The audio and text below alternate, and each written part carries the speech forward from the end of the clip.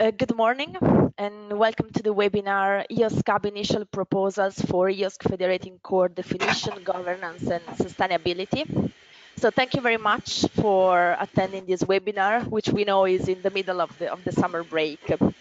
The scope of the webinar is to describe the EOSC-hub proposal for the definition and provisioning of the EOSC Federating Core based on existing capabilities of infrastructures and research infrastructures at national and European level.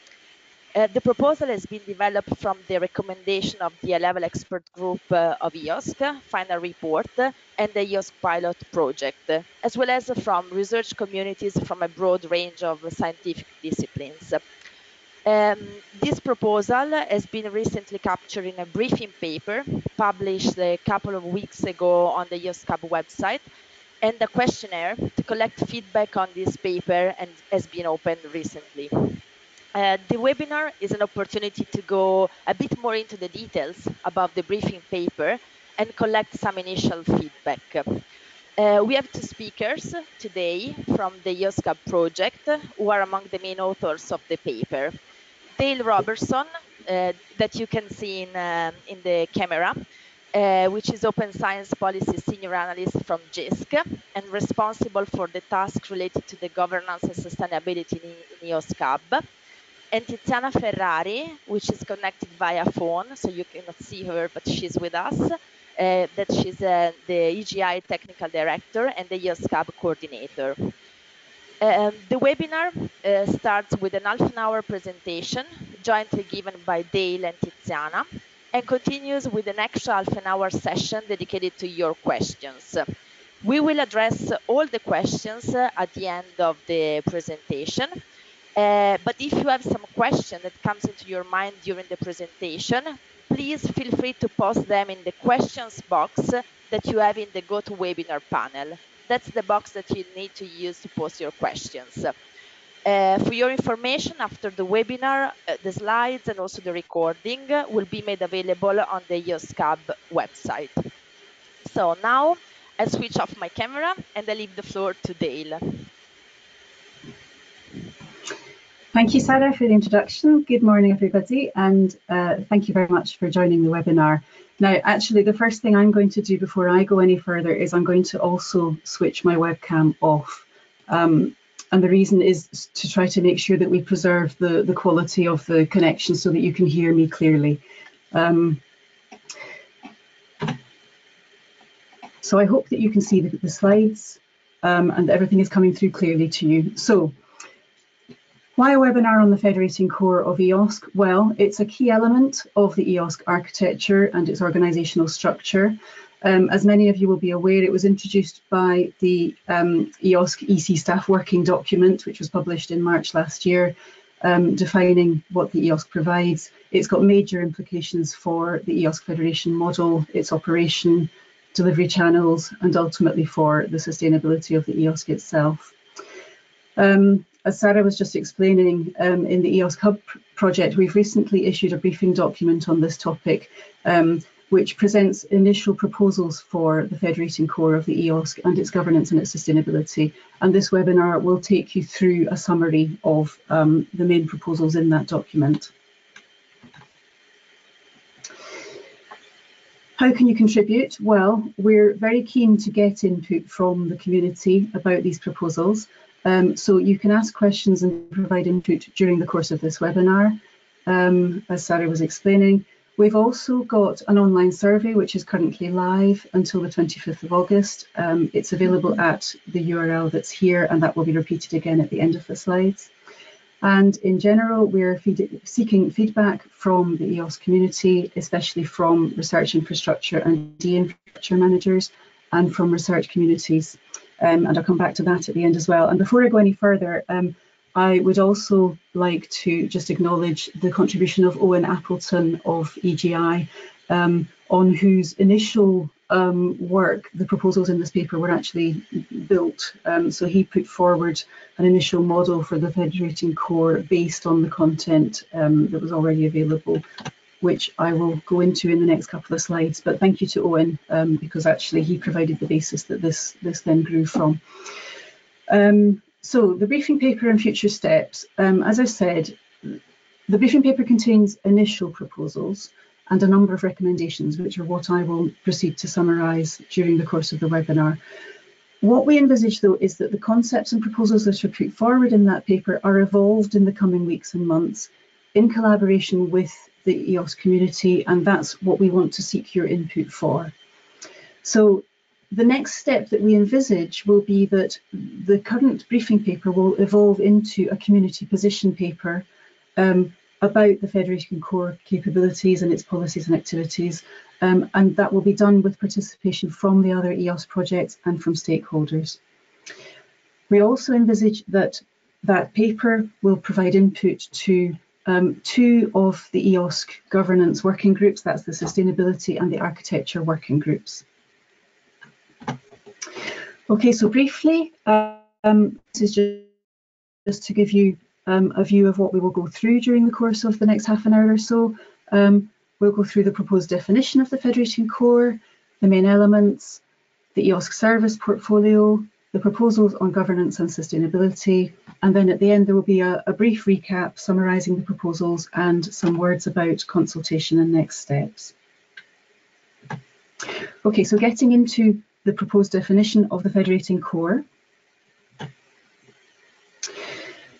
The basis for the proposals is mainly four main documents. So firstly, or four main sources, use cases that were drawn from the research communities of EOSC-hub currently contributing, but also from the science demonstrators that were part of the EOSCpilot project, which is now finished. But as you may be aware, there were a number of recommendations that were published from those science demonstrators. Also two EC documents, the implementation roadmap, that's the March 2018 staff working document, but also the May 2018 much larger strategic implementation roadmap, which contains about 80 or 90 PowerPoint slides. It's in PowerPoint format that many of you will also be familiar with. And in addition, other recommendations from the EOSCpilot project and also from the second EOSC high-level expert group final report. So those were all drawn on in the process of formulating this definition that we're proposing. I've put a couple of specific references in here from the two EC documents.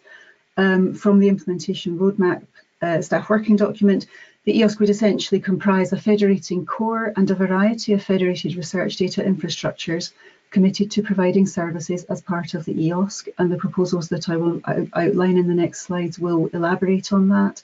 From the strategic implementation roadmap, organise and operationalise the components of the EOSC Federating Core. For example, shared resources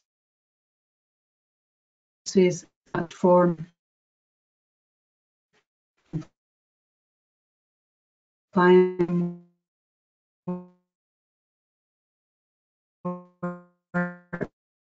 regulators appropriate framework coming out of those two EC documents.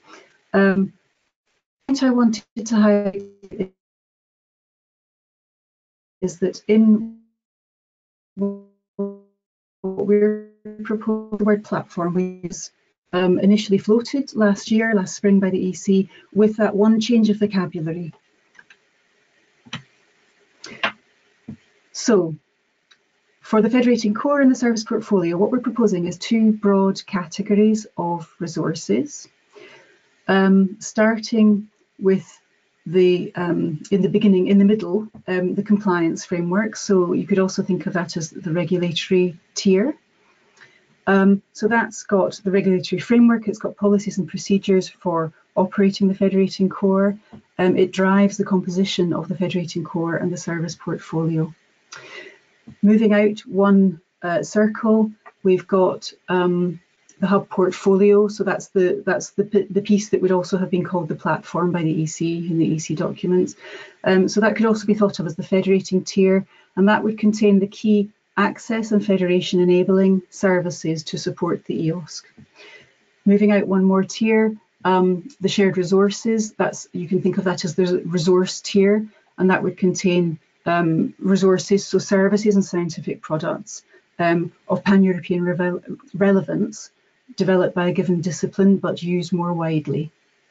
And then around the outside in this onion diagram, we've got the EOSC service portfolio, consisting of added value services. So these are the more researcher-facing services, consisting of two broad categories, the thematic services and the common services. And I'll go into some more detail in the following slides on those elements. So the Federating Core, taken as a whole, is a fundamental asset proposed to the EOSC. It contains those elements that are required to allow the research-targeted services to operate. That consists of technical, human, policy and resource elements, and it needs to be maintained over the long term.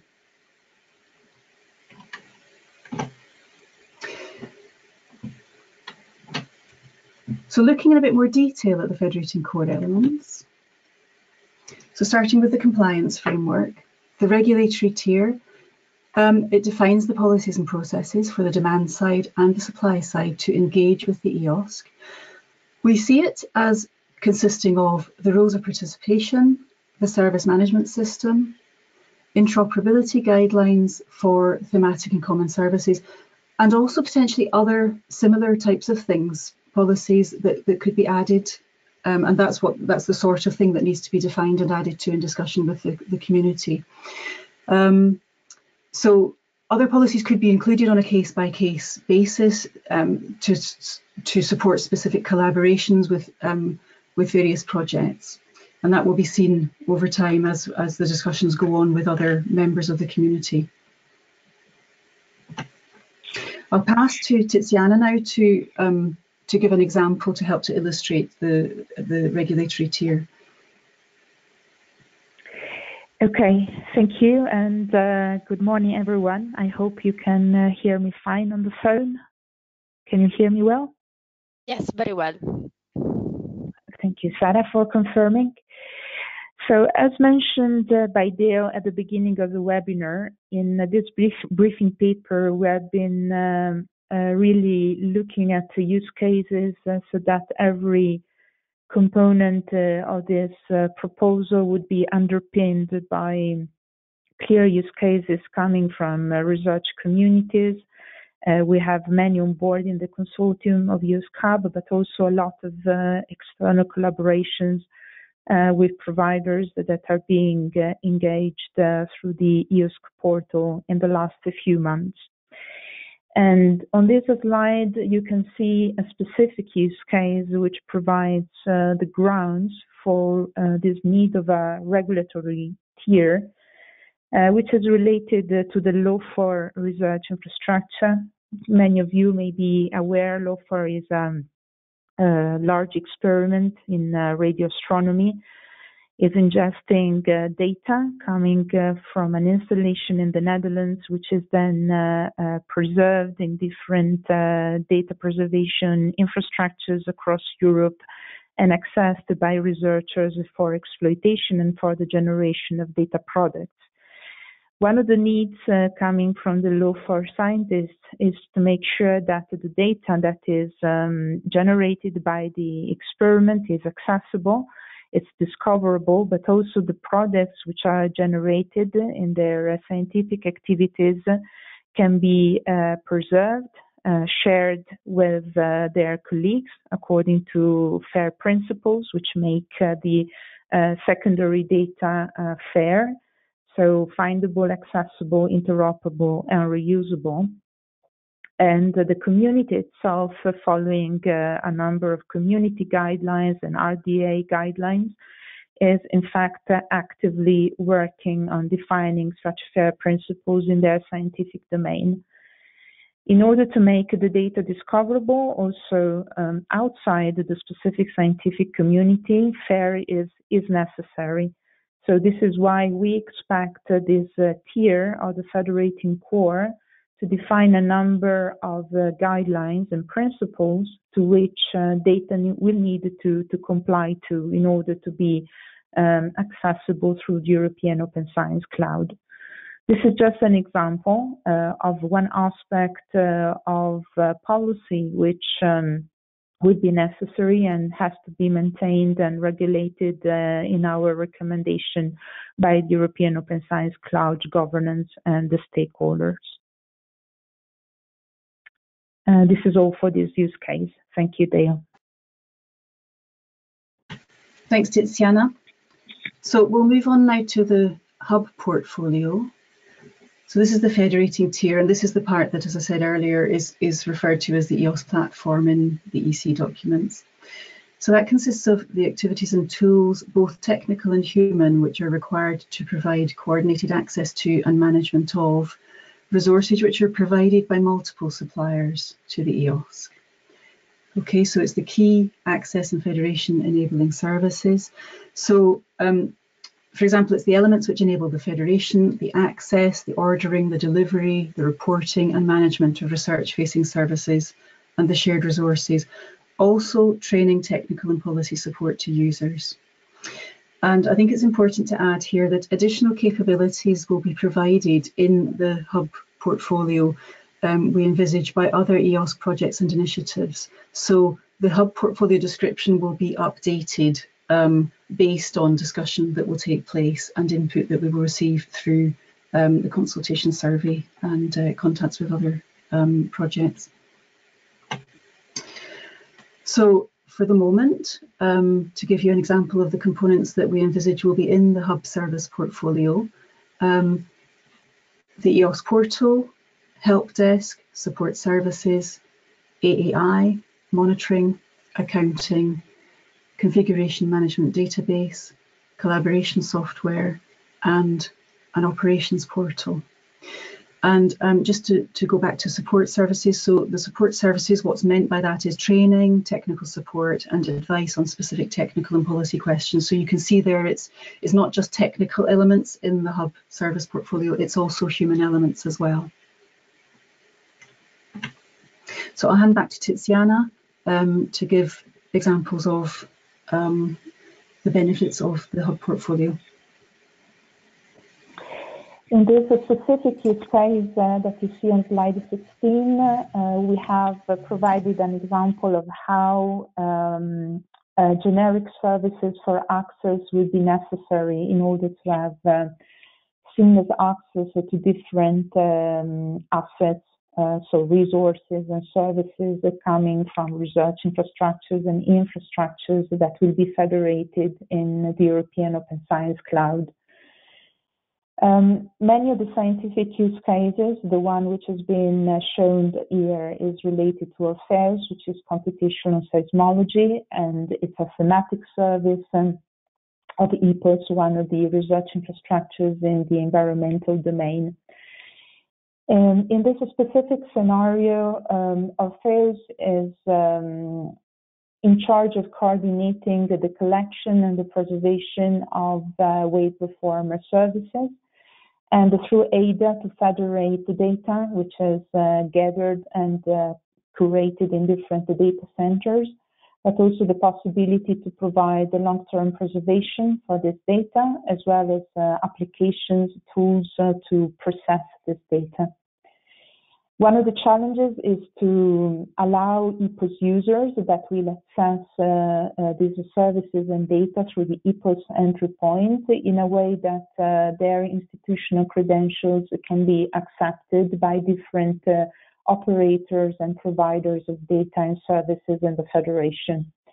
One of the major issues that researchers face is that the data and services are today operated by multiple providers, and it's very difficult to get access, or very long as a process, if there is no set of homogeneous policies and also agreed set of standards to make sure that authentication and authorization work seamlessly in this distributed environment. So the EPOS research community, but this is just an example, essentially every research community which is international and distributed will need authentication and authorization services which ensure interoperability.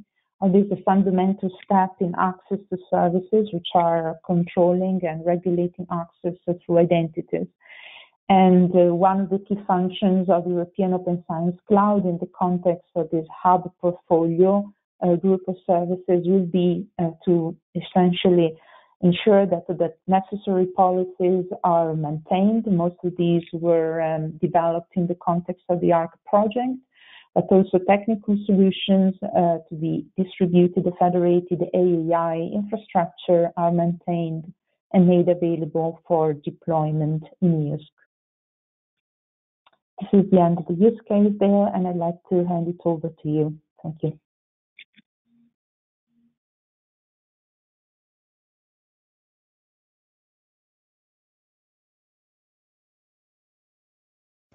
Dale, if you're speaking, you're mute.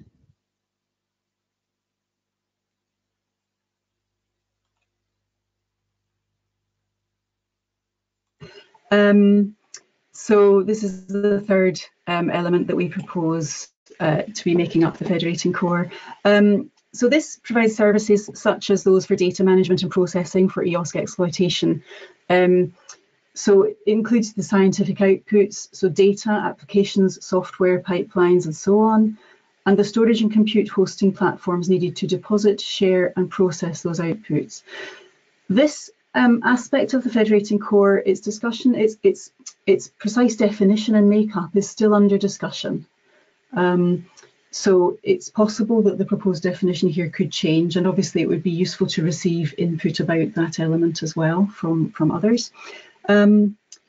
We envisage that the shared resources are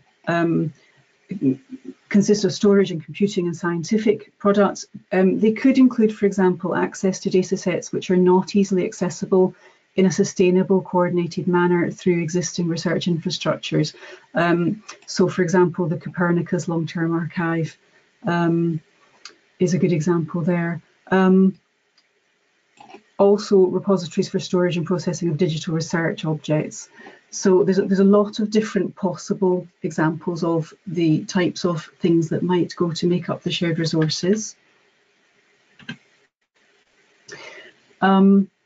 This slide helps, I think, to illustrate some of that. So you can see all the different sort of elements of resources that people may wish to make use of, to rely on, but which they might not automatically have within their own institution or their own organisation. I'll hand back to Tiziana now, who will go into some specific examples of the shared resource. Thank you, Dale. As mentioned by Dale, the concept of shared resources is important, is a key element in open science. And it's very important that there is a community consensus on how these shared resources will be made available to users. In the daily running of the EOSC portal, one of the current and most frequent questions that are being received by potential prospective users of EOSC is what data and scientific outputs the European Open Science Cloud will provide. And this question underpins a very basic concept, which means what elements of open science will be available for scientists for reuse, and how the European Open Science Cloud will in fact support more and more open science. There is a common understanding and also already demonstrated a number of success stories that modern science relies on the sharing of scientific outputs. And scientific outputs, as mentioned by Dale, can be very broad. It can include scientific publications, but also the underpinning data and software which has been used to produce and generate the data, but also workflows to repeat a given analysis on a given data set or a new data set of a scientist. And open science is key for reproducibility of the scientific results. In this specific example, we aim to show how important sharing is to enable open science, and how this sharing paradigm can in fact accelerate the scientific process in many sciences. The first case you see here is related to structural biology and specifically to the WeNMR community, which is a community of application developers that, with feedback from other scientists, provide a suite of molecular simulation tools as a service for free to thousands of users worldwide. This has been enabling already in the recent past hundreds of publications, and this has allowed essentially the provisioning of a complex environment where easy-to-use scientific applications are made available for free to scientists all over the world. And essentially this application suite is being evolved by the scientists themselves who can share these applications with their peer colleagues. This is a very good example of how sharing, in this case specifically applications as a service, can enable sharing and acceleration of science in a given applied environment. In the next slide, there is a similar example, but related to a different kind of data as a scientific output, and I'd like to focus on the Copernicus use case. For those who are not familiar with Copernicus, Copernicus is a long-term initiative funded and supported by the European Union, which is about making data for Earth observation from satellites and from in situ observatories available in a completely open manner for both scientific and commercial exploitation. Copernicus data is big data. It's very large and difficult to access in an on-demand manner. And this means that single researchers as well as organized research communities need to have not just open access, but also a easy infrastructure where the data is available together with the computing facility, the data storage, and the applications necessary to process this data. More and more in modern science, it's not just about opening the access, but it's also about the provisioning of a complex digital environment that brings together different assets which are necessary for a scientific process.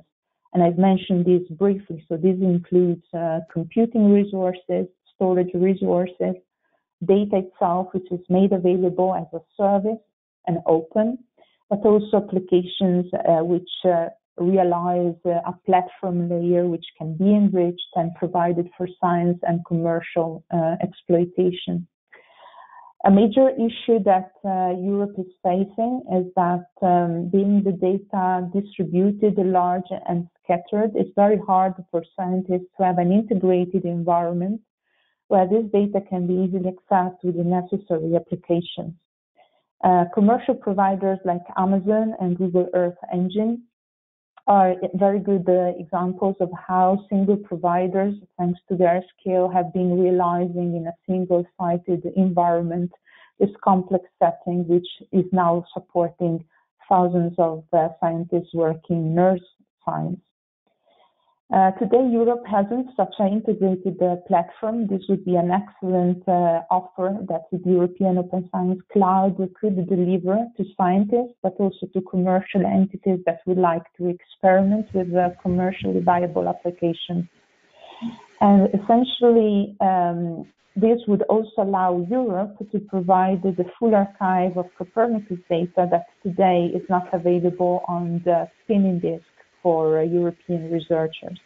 So all in all, this is a use case which shows the importance of data as a key component of the European Open Science Cloud as a shared element of the infrastructure. Thank you. So this is the end of my use case presentation.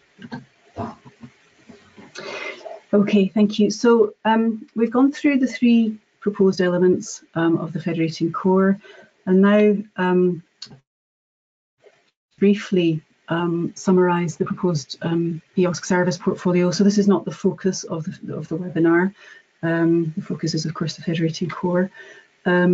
But basically the service portfolio is the added value resources, so the more researcher facing resources, grouped into two broad categories, thematic and common resources, making use of the EOSC Federating Core and providing complementary capabilities to EOSC users. So they consist of compute, data management, networking, processing and analysis, security and operations, sharing and discovery, storage, training and support. So a wide range of different possible services. The thematic services would consist of community-specific capabilities, including research core data, data products, scientific software and pipelines. Those we would envisage would be provided by science centres, research infrastructures and other sources, supported by national or international infrastructures. So examples could include data resources and software tools to access, study and compare data, climate change analytics, or, well, Earth observation data is another possible. So shared virtual environments, for example, that could be used for finding and using Earth observation data. And then the common services, also quite often thought of or referred to as a horizontal catalogue. Those would provide generic capabilities usable by any scientific discipline, supporting aspects of the data lifecycle. So from creation through processing, analysis, preservation, access and reuse. Examples there could be data access, deposition and sharing, for example.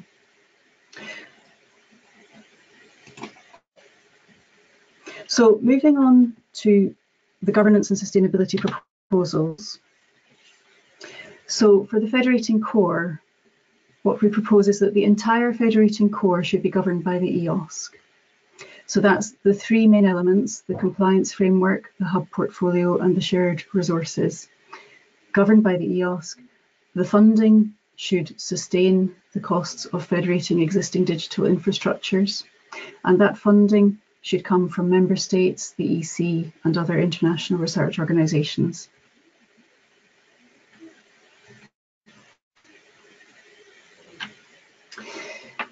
In the high-level expert group final report, there's a term introduced, which is the minimum viable ecosystem.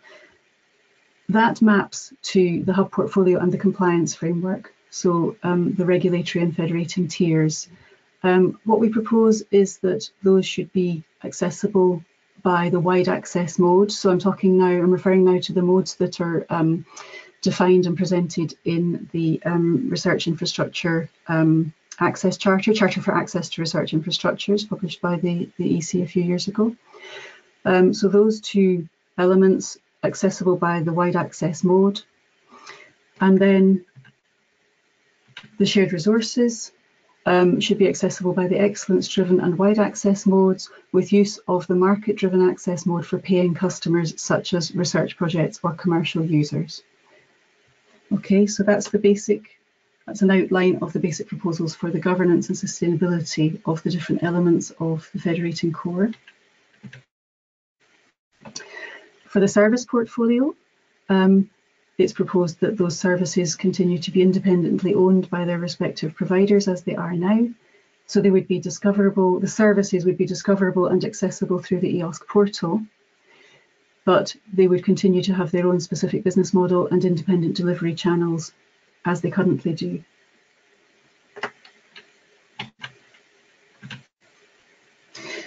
So we've been through the proposals that are presented in the briefing document. I'm going to briefly summarise them now. So we're close to the end of the slide set. So just as a quick summary, there were two broad categories proposed for EOSC resources. There's the Federating Core, consisting of the three main elements, and the service portfolio, consisting of the thematic services and common services. The three main elements of the Federating Core are the hub portfolio, which is those activities and tools required to provide coordinated access and management of resources. The compliance framework, or the regulatory tier, so the policies and processes to help to manage both the Federating Core and the service portfolio. And the shared resources, or the resource tier, providing scientific outputs and platforms needed for depositing, sharing and processing the outputs. And as was observed before, the precise makeup of the resource tier still needs to be defined. So the hub portfolio, and indeed to a fair extent the compliance framework, they're more perhaps internal, indeed often invisible elements actually.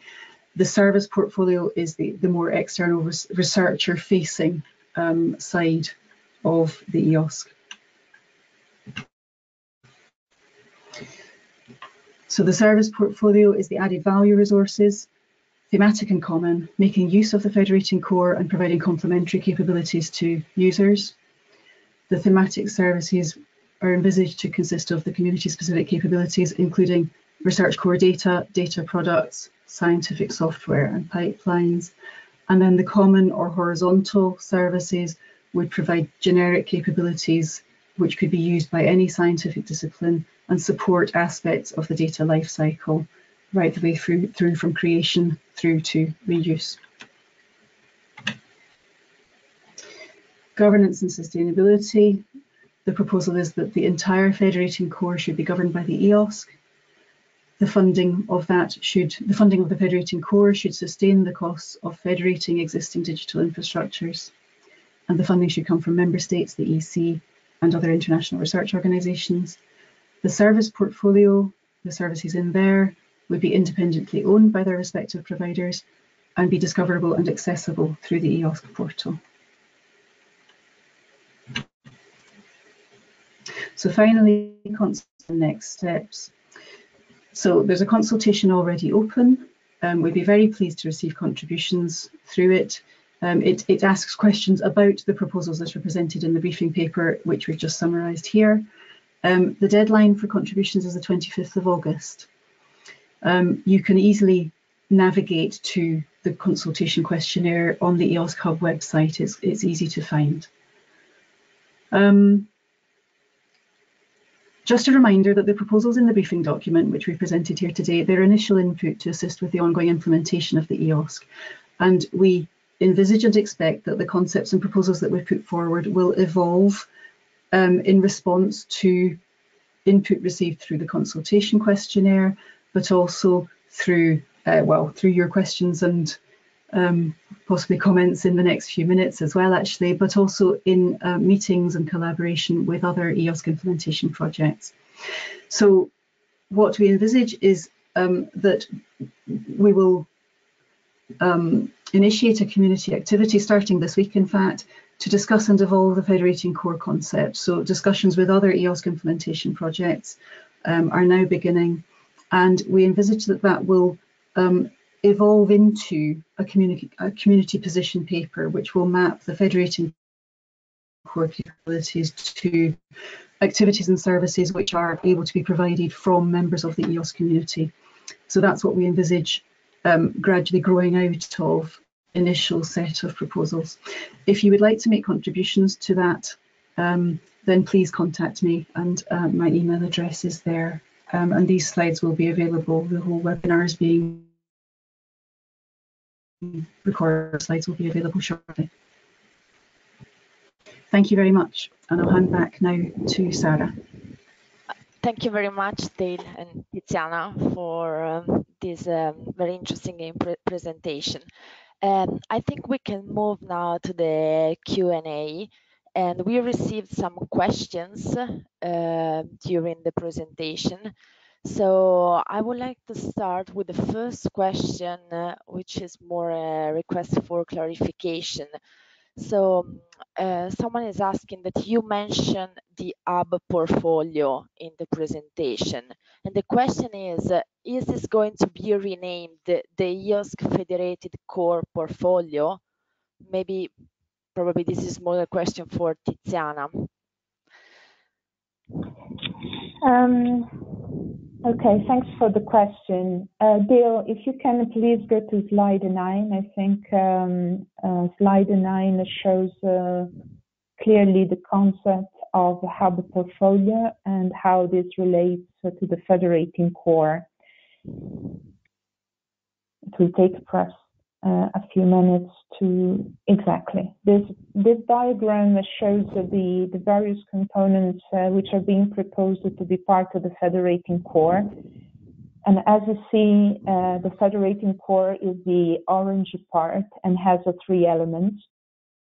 The core part in brown is policies, essentially, rules of participation, while the service part, which is important for the definition of a portfolio, includes 2 elements. The hub portfolio, which is essentially an access enabling layer and federation enabling a set of activities.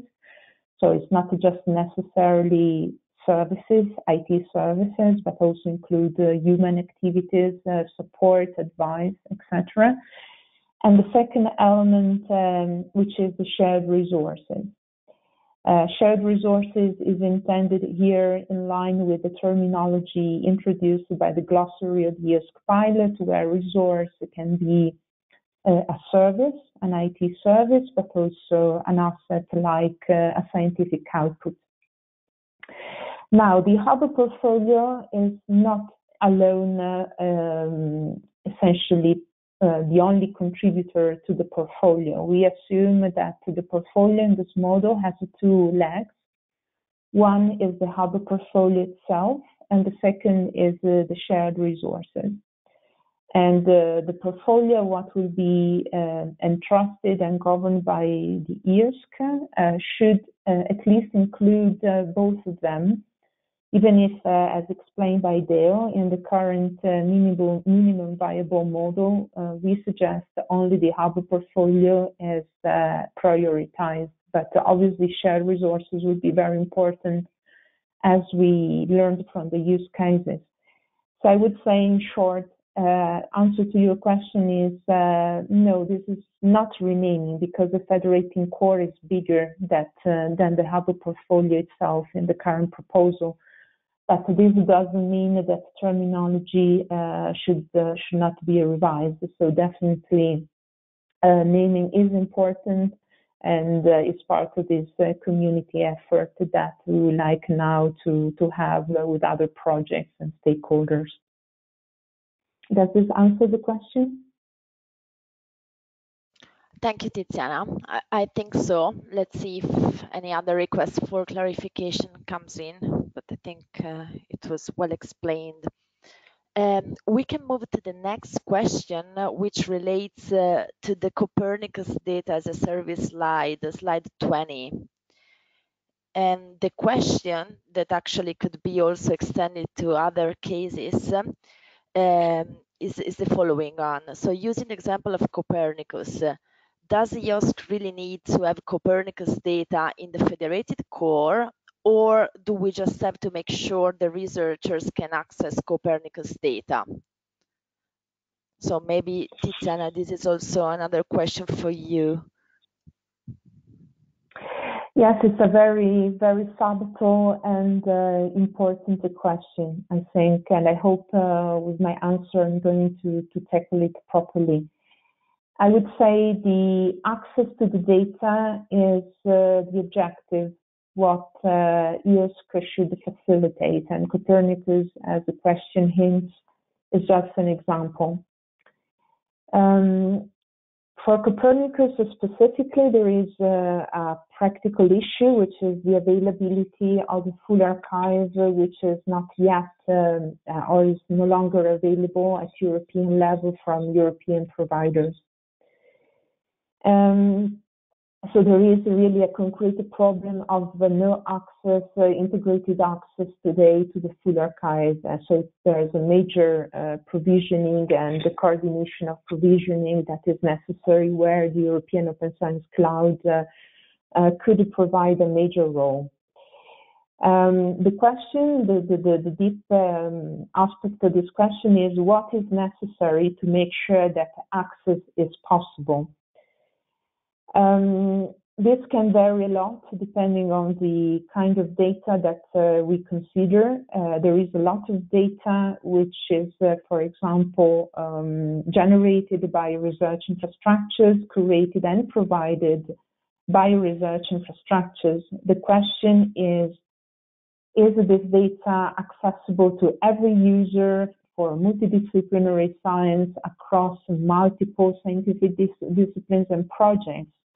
And is this a cost? If this is a viable case for a given data set, is this a cost something our research community is already covering, because given access to big data is also very expensive and requires long-term investments. So I would say EOSC has to ensure that the relevant data for innovation and for European excellence in science has to be accessible. It doesn't necessarily need to be fully managed and controlled by the European Open Science Cloud as a legal entity, but this can happen through operators and suppliers of data, which would be the research infrastructures. This would be a major role of research infrastructures as providers in the European Open Science Cloud. My personal opinion, and this is a very important topic for future debate, is who would pay for the cost of serving and providing the data to user communities which are not yet catered for by existing research infrastructures, and how EOSC could help with that. Thank you very much, Tiziana. Okay, now we can move to a more generic question about the survey. So we mentioned that there is this survey open, and the question is, how are you planning to use the answers to the survey? Maybe Dale, you can pick up this question. Yes, thank you. Yes, I think this is, of course, a very appropriate question. So generically, the answers to the survey would be used, we'd analyse them if the proposals such as briefing. What we don't currently have a clear plan for, but we'll need to develop one, is where exactly the analysis of the survey responses will be reported.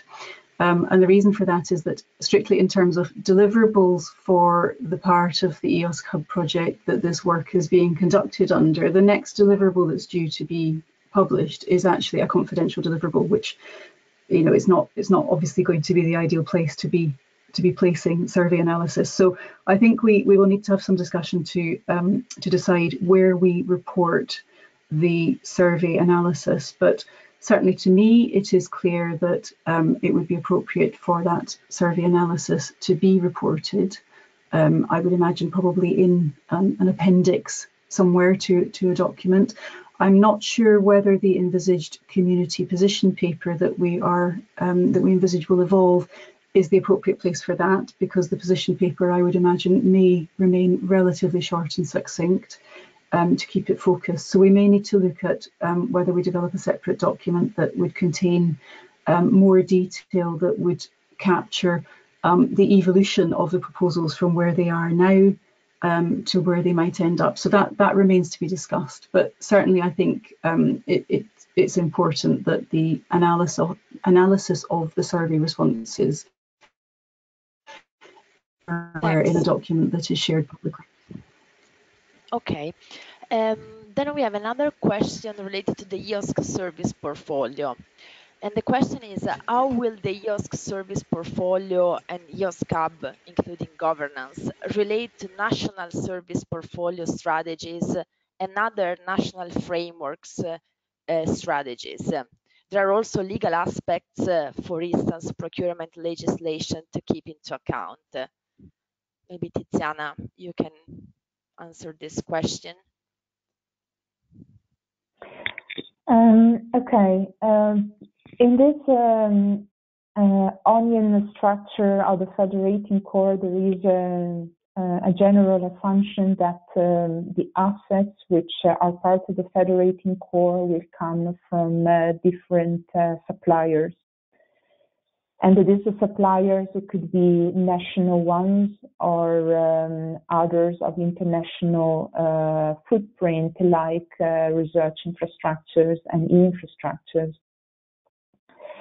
So there is no assumption or pre-assumption that only European ones. Actually, most of the both European and national services are relying on national funding. So In the funding and sustainability proposal, there is a strong assumption that most of the funding will come from national funding agencies, and national funding agencies will have to have a voice in determining the course of action and priorities of the European Open Science Cloud in order to make sure that the investments and the strategic directions of the European Open Science Cloud rely as much as possible on these national frameworks and strategies which are in place.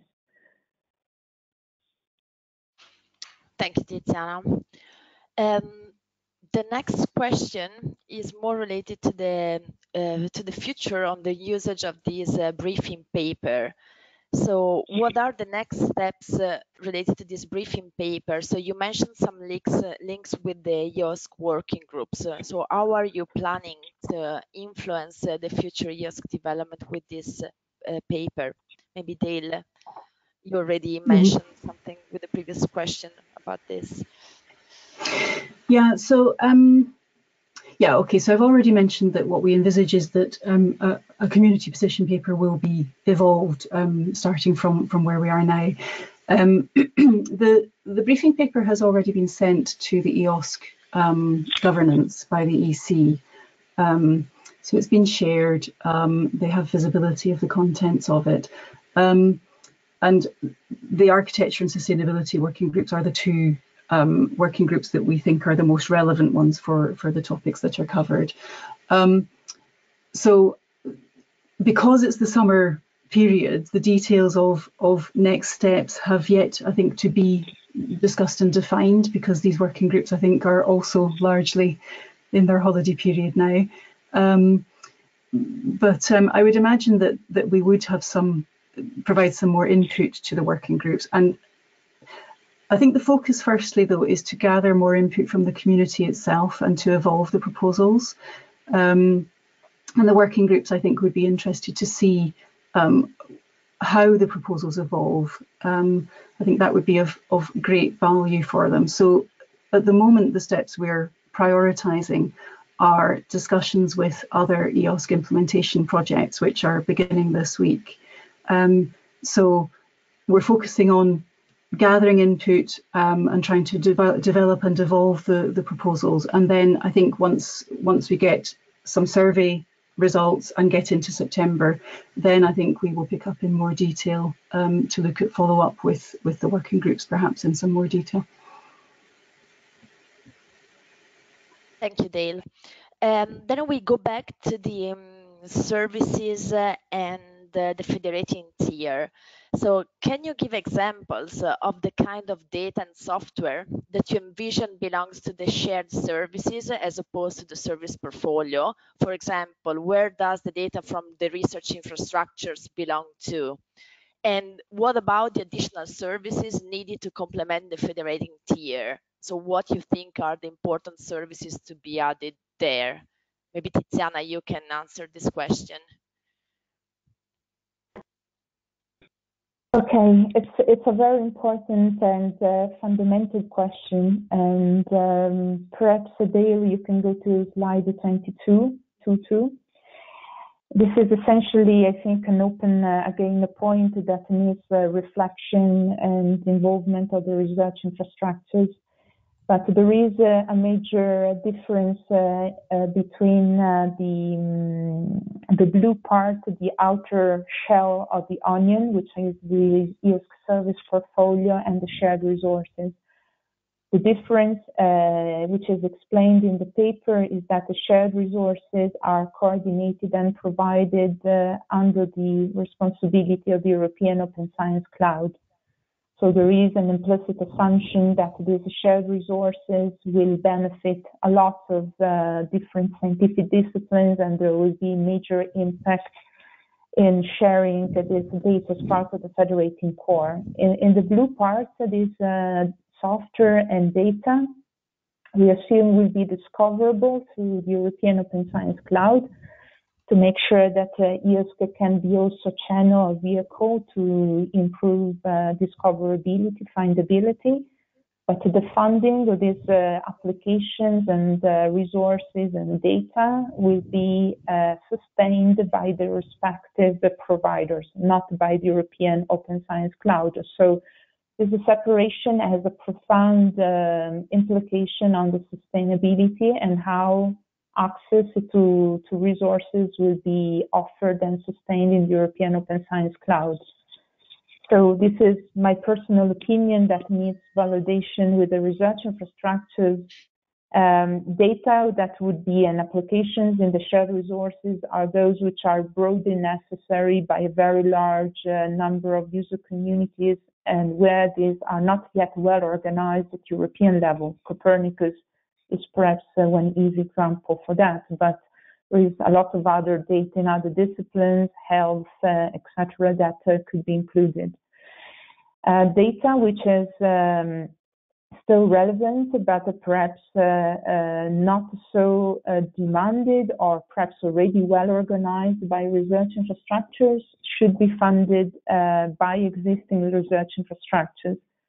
And the splitting of funding where things belong to depends, I think, very much on the potential of data and how data and applications will support probably European policies, the scientific and excellence objectives of Europe, but also societal challenges, the support to sustainability, sustainable development goals, and the international policies for the environment, etc.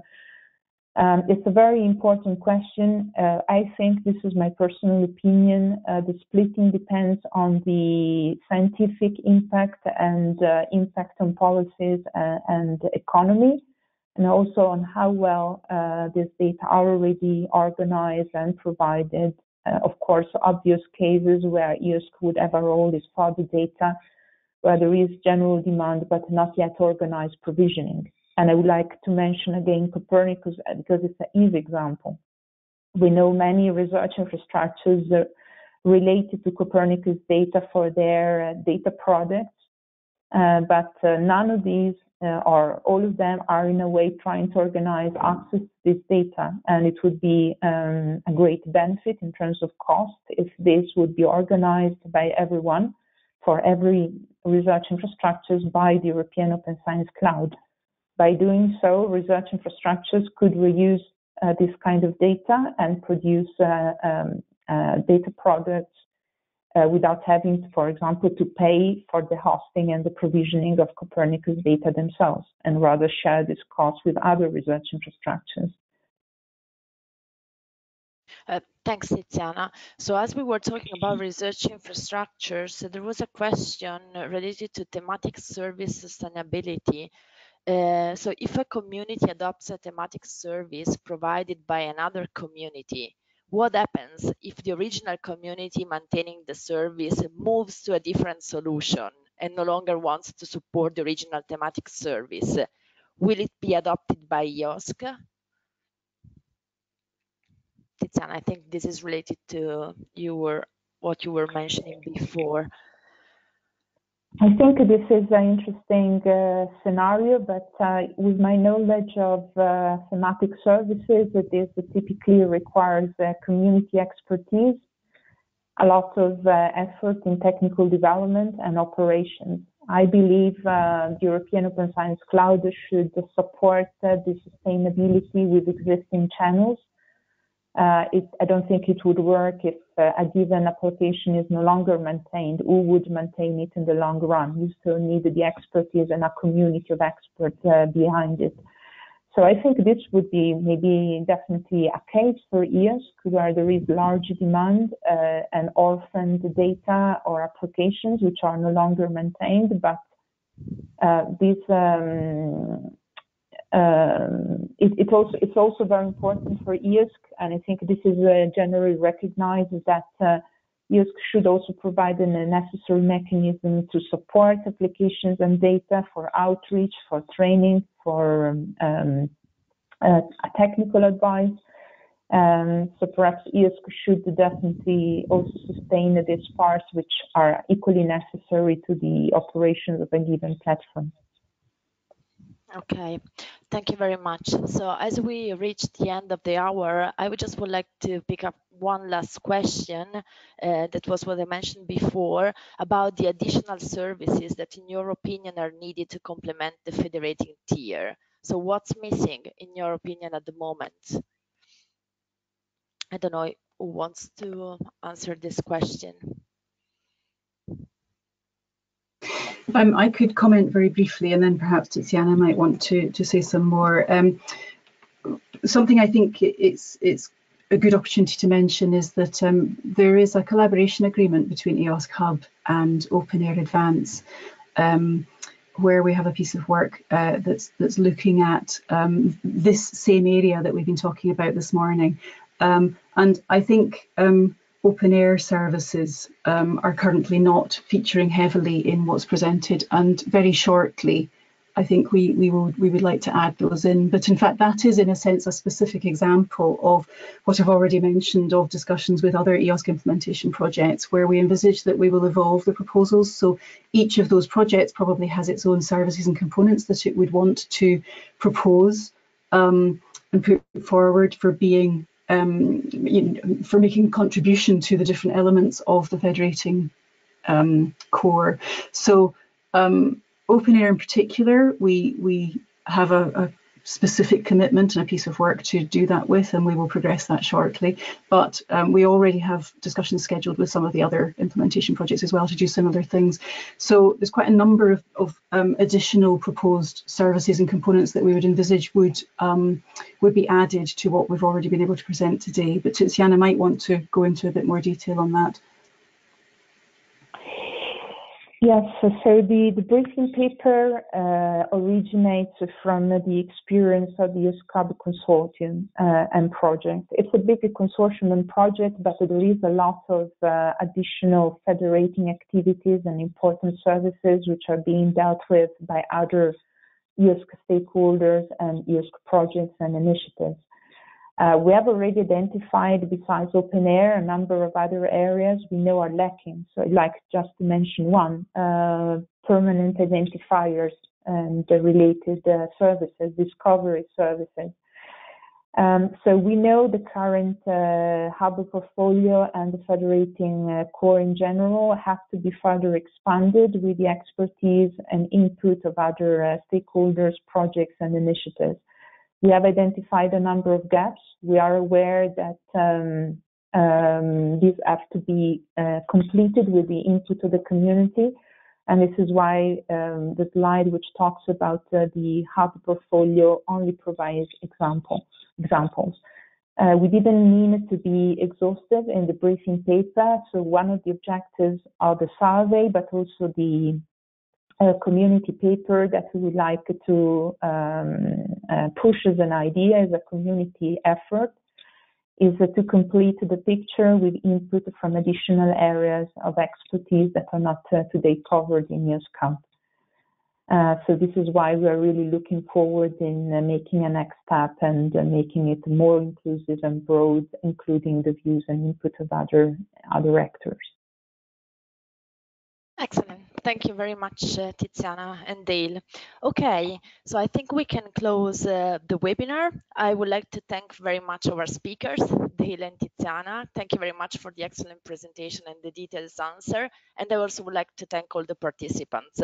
I remind you that the slides and the recording of the webinar will be made available on the EOSC website right after the webinar, and encourage you all to provide more feedback to the briefing paper compiling the survey. And I remind you that the deadline for the survey is the 25th of August.